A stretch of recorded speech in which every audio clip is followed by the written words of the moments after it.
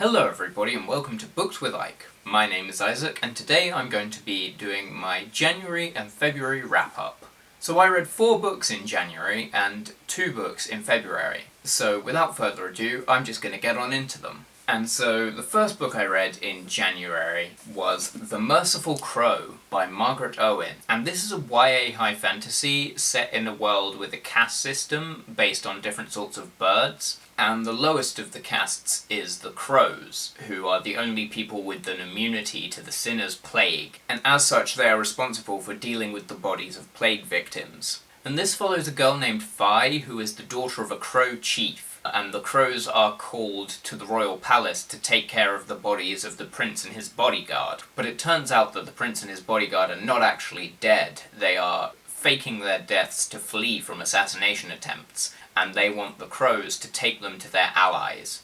The world building in this book was incredible, and the magic system was super unique, so that was really cool. It had great characters, it had a fairly simple plot, but it was very engaging and it had quite a few twists. The villains are a direct allegory for the KKK, which is a bold choice for what to make your villains, and there is a lot of really good commentary in this book on racism and classism and the evils of systemic racism especially, but it also is a good commentary on how dictators, especially fascist dictators, use racist and otherwise discriminatory ideology to help themselves to gain power, and that was really cool. And also, the main romance was very cute. And so yeah, I have the second book, and I'm excited to see how this story ends, because I'm pretty sure it's just a duology. And with this book, and with all books, instead of just saying the content warnings, I'm gonna leave lists of them in the description, so that anyone who needs them can check them out, and they'll be more comprehensive than if I just had to say them off the top of my head. Next is the book most of you are probably most interested to hear my thoughts on,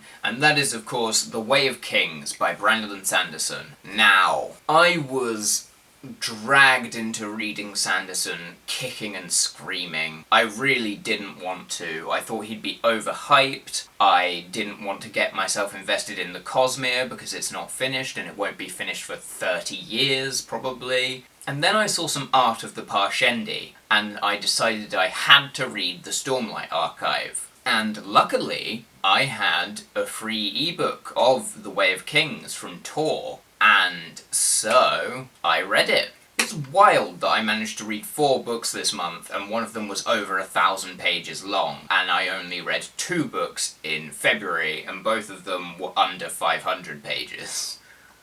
Madness. Anyway, I ended up loving The Way of Kings, but I'm gonna start by talking about my problems with it. And the first problem I have with it is the problem everyone talks about. It's Brandon Sanderson's prose. And no, I don't think it's invisible like so many people say. I don't think the problem with it is that it isn't, like, flowery and pretentious. That's not my issue. I stumble over Brandon Sanderson's prose so much. Like, he does a lot of things that authors are told early on not to do, like repeating the same word too many times in a paragraph, or repeating the same descriptions for things over and over. If I had to read about Fearspren being globs of purple goo or whatever it was one more time, I was gonna kill something. And unpopular opinion apparently, but I find his action scenes incredibly confusing. Well, no. I find one particular character's action scenes incredibly confusing, and that's Seth, if you were wondering. I did have other problems with it though, and they are somewhat related in that I hated the romance. Like, I hated it so much. Like, could Dalinar have something else to say about his love interest other than, "Oh, Stormfather, she's beautiful"? Yes, sure, she might be, but like, she's also this accomplished, intelligent, extremely cunning, clever woman. Please, like, you don't have to, like, stop complimenting her beauty, but just compliment something else as well. It was so annoying. He's supposed to be in love with this woman. I don't feel like he's in love with her. Love isn't aesthetic. So yeah, I had a problem with that. And I also had a problem with the portrayal of female side characters in general. You always had to hear about how if they're beautiful, or if they were once beautiful, if they had never been beautiful. It was just like, I don't care. I mean I do, but if that's the only physical description you're gonna give of them, other than their breast size and the colour of their eyes, I'm just like, it feels... yeah. So yeah, that I didn't like. That being said, one of my favourite characters in this book is Yasna, and she is incredible. Which leads me on to talking about the characters. I loved Kaladin and Dalinar. Adolin never had a personality, and no, fuck you, I'm not calling him Adolin, it's Adolin. Even though Brandon Sanderson says Adolin. It doesn't fit with the rest of the Alethi names. I'm sorry, it just doesn't. So yeah, Adolin never had a personality, and Shalon lost her personality, like, partway through the book, and never got it back. So, But yeah, Kaladin and Dalinar are so well realised as characters that they may be some of my favourite characters in fiction at this point, maybe? That feels a bit premature to say, but they were great characters. And it surprises me that I like Kaladin so much, because after he arrived at the army in the beginning, I started to really just not care about his character. I didn't think there was anything interesting about him, but I was proved wrong by the rest of the book, which is always great. The plot is incredibly well planned and well plotted, and I guessed pretty much every major plot twist that was coming, but that is not a criticism of the book. It's not predictable, it's well foreshadowed, and I was reading very attentively because I knew it was such an intricate plot, and I was looking for all the clues, and I picked up on pretty much all of them, and it was great to be vindicated in my main theory. I'm so glad I picked up on that. And to explain what I mean by that, I'm just gonna say one phrase. Flame and char. Hopefully you know what that means. I think it's clear enough to people who've read the book. But yeah, I guessed that. And I also guessed the major thing from Shalon's storyline, and a whole bunch of stuff. But there are so many mysteries still left to unravel, and I can't wait to see what all of them mean, because I am so intrigued. World building. The world building is good in a lot of ways, but the problem is, I can't picture any location in this series. Except, like, the Shattered Plains, but that's just obvious, right? It talks in detail about an Alethi house, and the way I picture it is extremely modern, like way too modern to be what it actually is. And I couldn't picture the fashion, so yeah, that's a bit of a problem. That goes back into the prose, I think. But all of the creatures and stuff were really cool, and Chols are adorable, just gonna put that out there. And all of the different cultures and stuff like that, that's all really well realised. So yeah, I gave this 5 stars. I absolutely love this book, and I can't wait to read Words of Radiance, but I'm gonna have to wait to read Words of Radiance because I've got to read Warbreaker first, and I'm very wary of going back along Sanderson's timeline because his prose can only get worse. And like, if people say that he gets better as he goes along, if I was struggling with the prose of Way of Kings, I can only imagine how I'm gonna struggle with his earlier work. But yeah, I want to do a full dedicated video on the Way of Kings with spoilery discussion and my theories for how the series will progress. I'm not sure if I will do that video, but I want to, and we'll have to see where it fits in. Oh, and Sanderson is a master at writing really hateable villains. Not necessarily the big twist villain,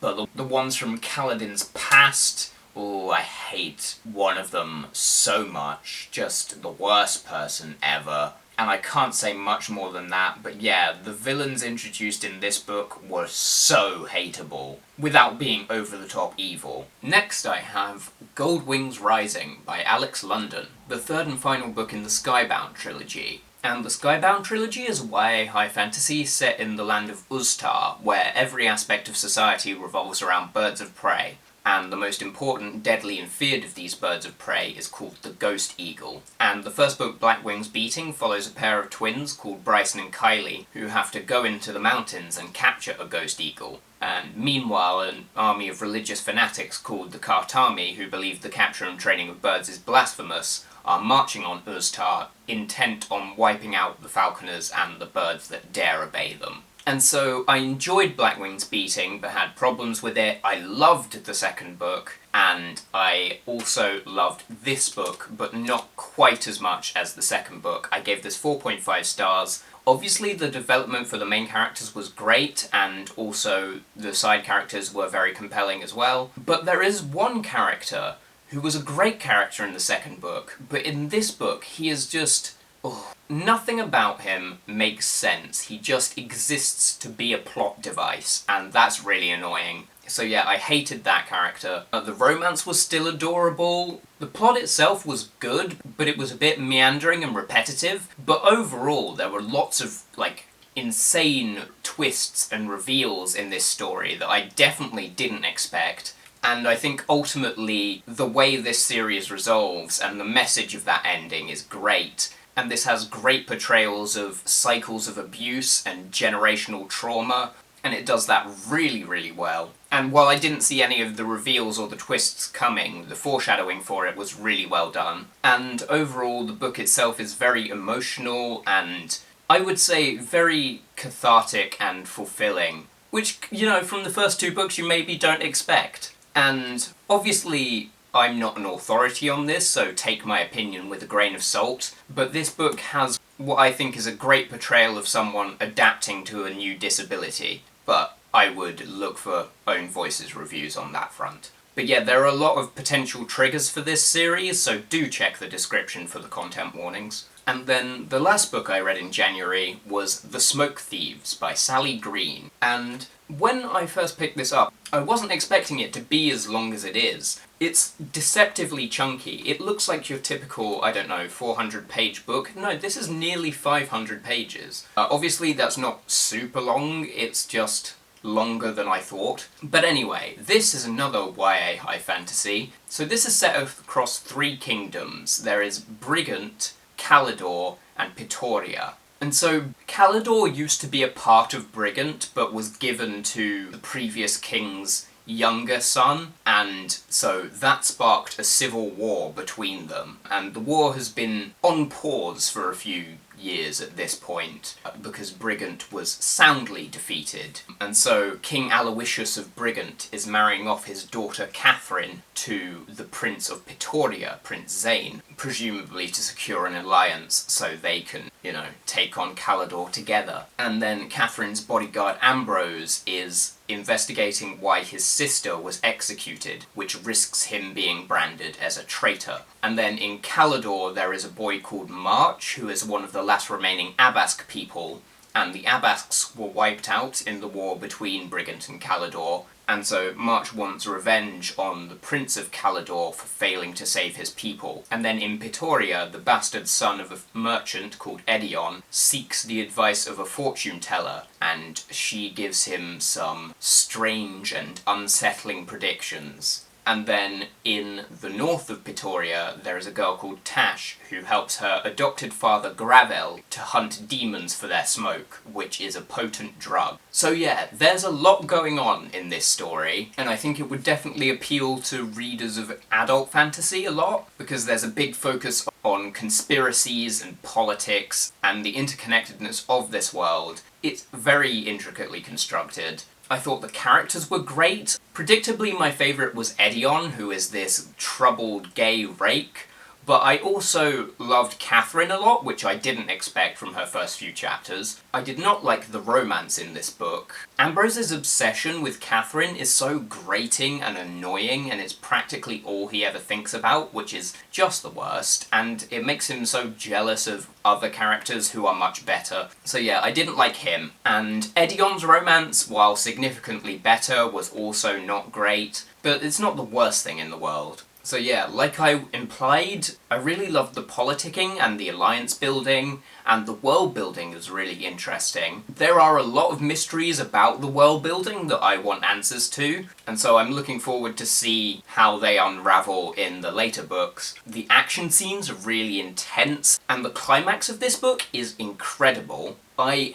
hated Aloysius so much. He is such a hateful character, and I wish Catherine had gotten a chance to confront him in this book, but I will look forward to it happening in later books, because it had better. So yeah, I gave this 4.25 stars. Now, after I got this book, I heard that Sally Green is a TERF, and so I looked it up, and I couldn't find out why people say that. That's not to say that I disbelieve them, but without knowing why, I'm not comfortable with totally condemning her. Do with that information what you want. I decided that while I was going to finish this series, I decided to get the last 2 books second-hand, so that I'm not financially supporting her, and I will continue to talk about this issue when her books come up on my channel. And then the first book I read in February was The Gilded Wolves by Roshani Chokshi, and this is a YA historical fantasy set in Paris in 1889, and so the main authority of this world is the Order of Babel, who guard the location of Babel fragments, which,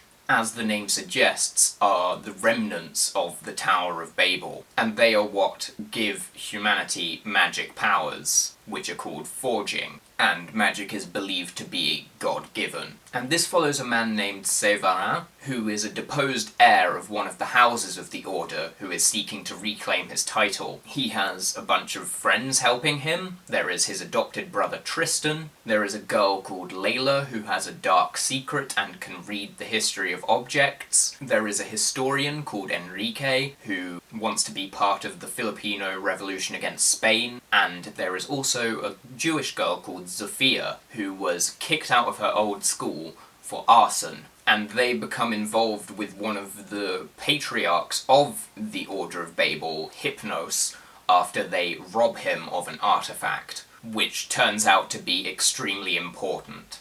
And so yeah, I also thought this was a great book and gave it 4.25 out of 5 stars. I would say the greatest aspect of this is its depictions of colonialism and cultural erasure and cultural appropriation and racism in general, because they are so central to all of the main characters. The depiction of trauma was also incredible and provided some of the most unsettling scenes in the story. This is in general a pretty horrific book, but contrastingly to that, the humour was also hilarious. The plot and the world building were really good, and the mixture of all the different mythologies is really interesting, and I can't wait to see more of that in future books. All of the characters were great. My favourite was Tristan, and the romances were sweet, but I'm not like totally invested in them, and I think the way this book ended in terms of the romances was done to add artificial drama that the series just didn't need.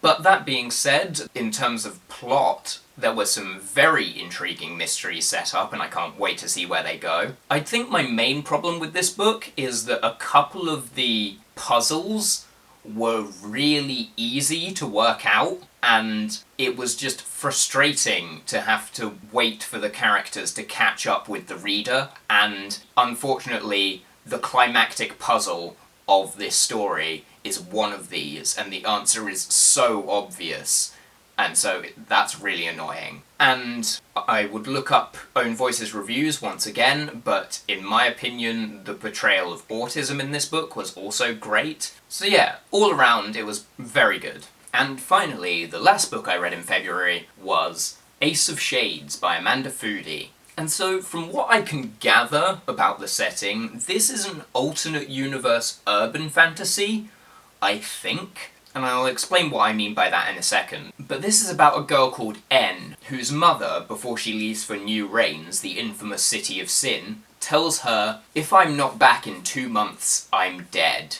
It has been 4 months since then. And so N plans to travel to New Reigns to meet with one of her mother's contacts, a man called Levi Glazier, to see if she can find out what happened to her. Levi is a con artist who is trapped in a failing con, which may end up costing him his life. And so when he meets N, he thinks that she might be the key to helping him out of this con. This is a pretty good book, but I do have a few problems with it. I'm going to start by talking about the world building. The world building itself, in terms of the atmosphere of New Reigns, is incredible, and the writing style is very atmospheric, and the city is incredibly well realised, but the magic system makes absolutely no sense. There are, like, loads of different magic systems, and none of them connect, and none of them are explained in any way. It felt like Amanda Foody just kept adding stuff without bothering to think about how it fit together, and maybe future books will change that, but I kinda doubt it. And also, it's very unclear where this story takes place. I assume it's on an alternate Earth, because they use the same days of the weeks and months as us, but there is otherwise no reference to anything Earth-related, so it just feels weird. But really, that's my only problem with it. The characters are great. I especially loved Levi, except in the end, where he becomes a bit of an idiot for no apparent reason. And the development for N's character is incredible. And the romance was quite sweet, but I wasn't that invested in it. And the plot itself is also really good, and Amanda Foody really knows how to keep upping the stakes without seeming ridiculous. So I appreciate that. But yeah, it was just a pretty good book. I gave it 3.5 stars. So yeah, those were all the books I read in January and February, plus The Way of Kings, obviously.